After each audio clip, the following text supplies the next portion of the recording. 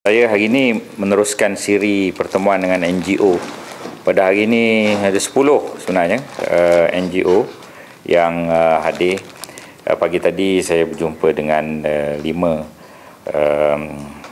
daripada Persatuan Hati Nurani, Persatuan Peguam Muslim Malaysia, Persatuan Takaful Ikhlas, Persatuan Veteran Tentera Melayu, Persatuan IPMG, Perpaduan Melayu Gombak, sekarang ni ada Pertubuhan Pemikir Profesional Melayu Malaysia. Itu antara NGO-NGO yang saya temui. Ini adalah merupakan siri baru penerangan UMNO Malaysia bertemu atas dua tujuan. Tujuan pertama, untuk saya berkongsi senario isu semasa negara, dan tujuan kedua, mendengar pandangan-pandangan daripada pelbagai NGO terhadap perkara yang berlaku dalam negara ini, sama ada dia melibatkan sosial, politik, agama, kebajikan, segalanya yang mereka ingin sampaikan.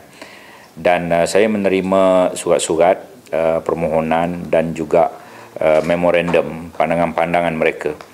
Ini adalah inisiatif Parti UMNO mengadakan pertemuan dengan NGO begini. Tak pernah sebelum ini dibuat seumpamanya. Saya mendapat restu daripada Majlis Tertinggi untuk melaksanakan perkara ini, yang saya cadangkan kepada Majlis Tertinggi, dan Alhamdulillah ia memberikan kesan yang positif kepada saya sendiri dan penerangan UMNO apabila kita mendengar pelbagai cadangan dan juga pelbagai pandangan, dan sama ada dari segi politik maupun dari segi hal-hal yang melibatkan perpaduan dalam negara kita ini. Dan saya mengalu-alukan apa yang mereka cadangkan, dan setiap minggu siri ini akan dibuat pada hari Selasa dan pada hari Khamis.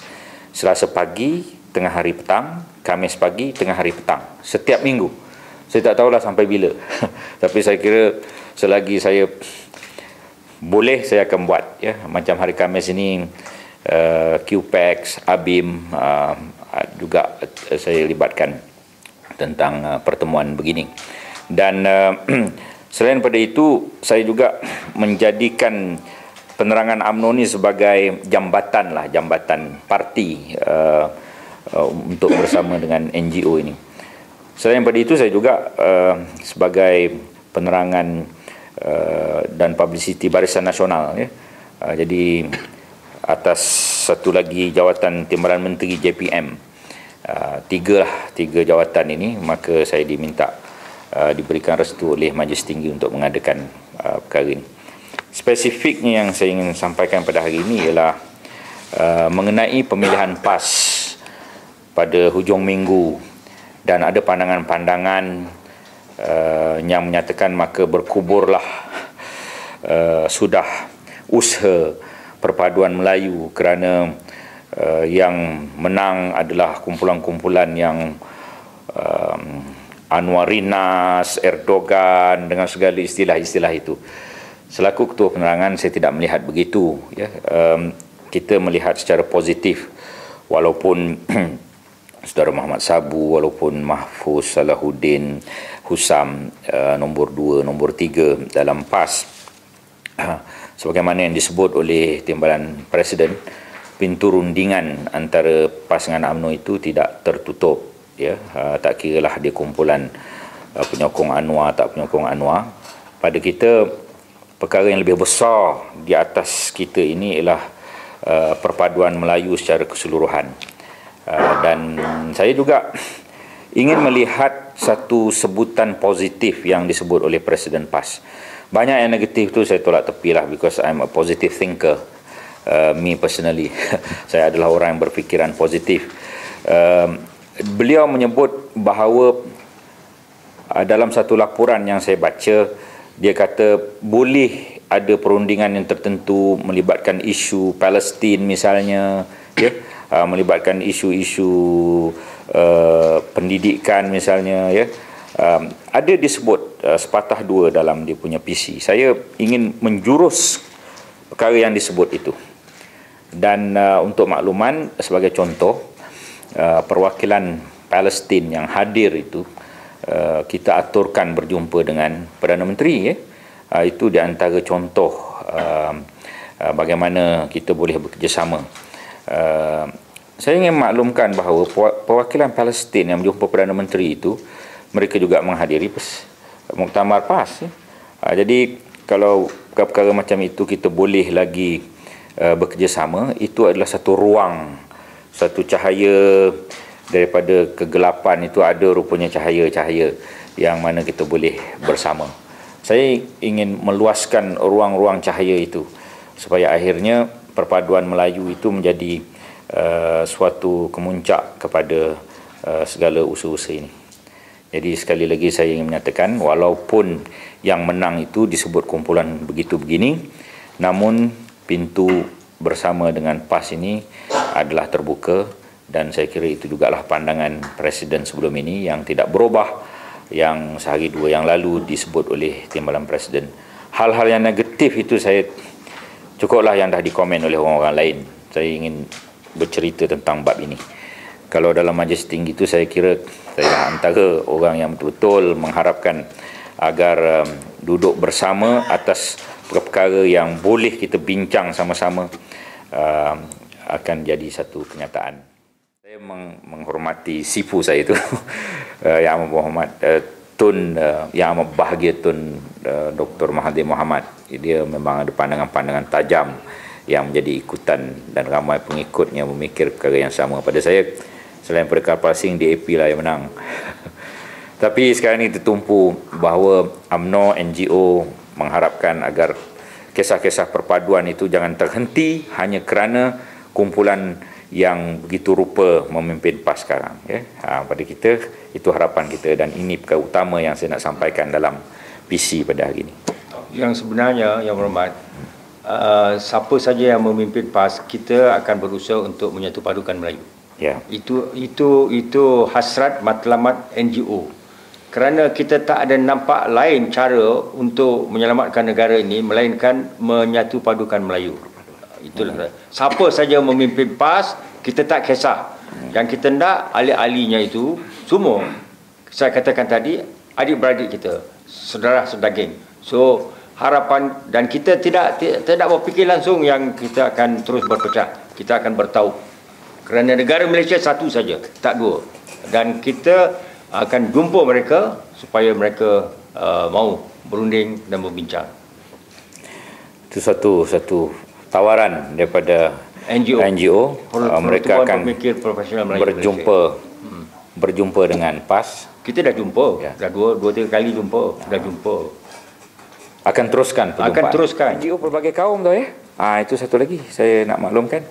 Kita dah mulakan satu kumpulan Cina minggu sudah, dan saya ada satu pegawai yang betul-betul jaga NGO pelbagai kaum ni, dia duk mengatur, menjemput. Jadi jangan hanya fikir orang Melayu je yang kita jemput itu satu lagi. Yang NGO Pembangkang ni kita masuk dalam senarai, tapi kita letak bawah sikit lah, bawah sikit. Ada masa jumpa lah. Saya maklum ada satu pertemuan dengan Yang di-Pertuan Agong, PM, TPM ada, Datuk Seri Hadi ada, Tok Nik Aziz ada, Pak Lah ada. Perkara tu dah semua orang tahu. Saya kira usaha-usaha begitu patut diteruskan. Pandangan-pandangan manusia boleh berubah. Kita apabila kita cap seseorang tu begitu, tidak selamanya dia begitu. Mungkin mak sabu baik, saya tak tahulah. Dan positif. Think positif. Bagaimana TPM sebut, kita terbuka. Kalau mereka tak nak bersama, tak apa. Kalau mereka nak berbincang, silakan. Berarti pintu terbuka lah, terbuka. Jangan tutup pintu. Untuk mentang Mak Sabu menang, tutup pintu. Itu tidak. Itu bukan polisi UMNO, bukan style UMNO begitu. Kita memandang PAS itu adik-beradik. Ya. Kita memandang PAS itu, mudah-mudahan insya-Allah kita akan berpadu. Ya. Kerjasama.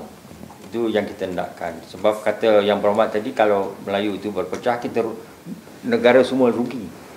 Termasuk bukan Melayu pun rugi. Ya, kalau Melayu berpadu, semua kaum akan dapat keuntungan dan negara akan lebih maju.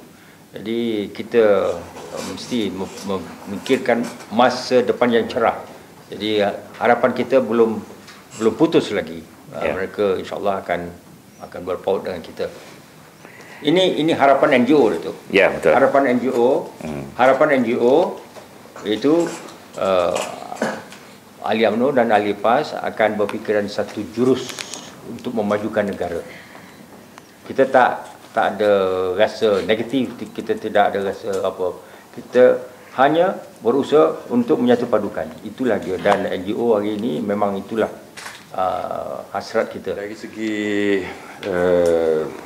kami Persatuan Veteran Tentera Melayu, tetapi pandangan yang diutarakan tadi menjurus kepada hal-hal keselamatan seperti yang dikatakan oleh Yang Berhormat, di mana kami risaukan kalau tidak dijaga dan tidak dipentingkan, khususnya mereka yang telah berkhidmat buat negara.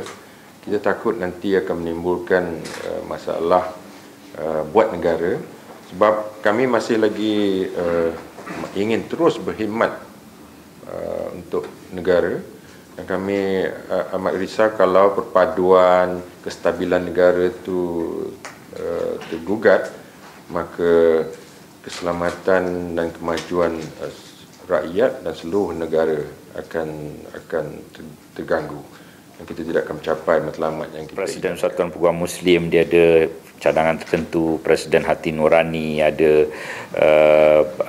Presiden Persatuan Takaful Ikhlas, PVTM, Veteran Tentera Melayu, IPMG, Ikatan Perpaduan Melayu Gombak. Tapi kami bincang perkara yang umum, masing-masing membawa pandangan masing-masing. Tetapi yang pentingnya ialah bahawa kalau kita melihat secara keseluruhan, perkara-perkara yang perlu diperbaiki kena perbaiki, perkara yang perlu menyentuh lagi hal-hal rakyat perlu diutamakan, ada lagi yang ditinggalkan, warga emas, veteran bekas bekas tentera 180,000 orang, ya, warga emas entah berapa juta, ditimbulkan supaya kita ni menyentuh mereka itu dengan program-program yang tertentu. Itu di antara perkara lah. Selain daripada perpaduan, selain daripada senario, saya tengah menyenaraikan dia ada bawah pemikir profesional Melayu ada berapa tu? We have Majlis Perundingan Melayu ada 168 NGO Melayu. Itu baru bawah MPM, Majlis Perundingan Melayu dia. Dan ahli kita lebih kurang 2.3 million. So ramai ni. Semua menyokong barisan hari ini. Itu yang paling penting itu. Jadi saya tidak gentar kalau dia orang kata kita lemah. Kita tak lemah. Semangat kita tinggi, insya-Allah kita akan berpadu. Okay. Ini Profesor Datuk Dr. Kamaruddin Kaca. Ya, bersama saya ni, kanan saya ni Lieutenant General Datuk Seri Zaini, Penasihat Persatuan Veteran Tentera Melayu. Ya. Jadi kiri dan kanan saya ni orang hebat-hebat belaka ni. Dan itulah satu sokongan tu satu hal. Sokongan pada Barisan Nasional tu satu hal. Yang penting saya diwakilkan untuk mendengar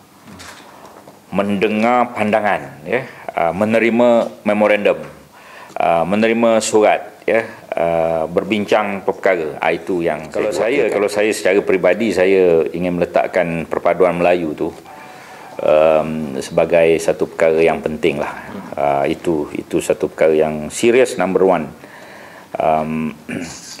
Kalau Melayu berpadu dengan pelbagai kaedah melalui sokongan NGO supaya menggesa terus Melayu ni berpadu, jangan berpecah, akhirnya seluruh masyarakat Malaysia akan untung.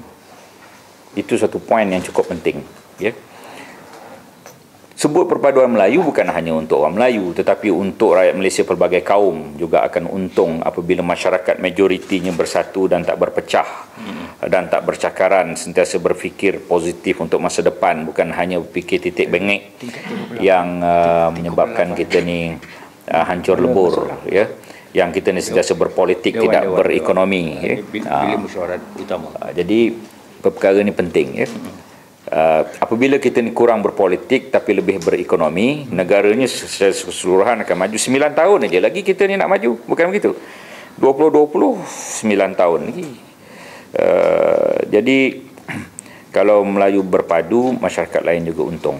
Jadi perbincangan utama dengan NGO-NGO ini, kalau saya nak memfokus saya sebagai pengerusinya, lebih kepada perpaduan Melayu dan apa nak dibuat untuk perpaduan Melayu supaya Malaysia ni boleh meningkat maju dan masyarakat lain tanpa mengira kaum juga untung daripada apa yang berlaku. Kerana perjuangan UMNO itu bukan hanya untuk orang Melayu tapi untuk rakyat Malaysia juga. Laporan saya pada PM TPM je. Dan majlis tertinggi lah. Saya akan melaporkan di majlis tertinggi. Yang presiden, timbalan presiden ada di situ, ya. Dan memorandum tertentu saya akan hantar kepada menteri-menteri yang berkaitan. Contohnya minggu sudah ada satu kumpulan orang asli. Tentunya memorandum saya tak boleh nak selesai, saya serah pada Datuk Seri Syafiq Abdal. Contoh. Lepas itu ada sekumpulan bloggers masyarakat Cina minggu lepas. Mereka juga ada pandangan-pandangan tertentu tentang beasiswa dan sebagainya. Jadi saya minta dia orang menulis dan saya hantar kepada Datuk Nazri misalnya. Saya jadi jambatan. Nak kata postman profesional tu penggerak. Ya. Jambatan penggerak. Yes. Okay. Dan kita sokong. He used to be my KP. Ketua pengarah. NGO ini dia NGO, dia non-government organization, dia pertubuhan bukan kerajaan. Kalau alhamdulillah nak menyokong kerajaan, wah kita kecil tapak tangan, Stadium Merdeka kita tadah, ya. Begitu.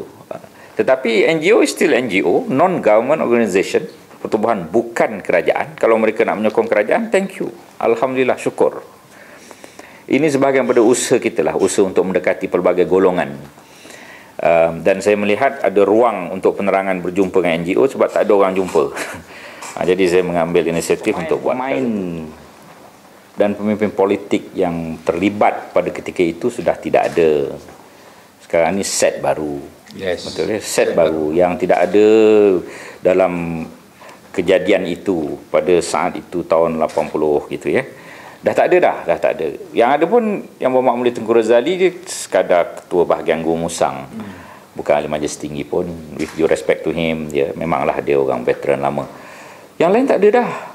Kita pun tak tahu hujung pangkal pun lagi.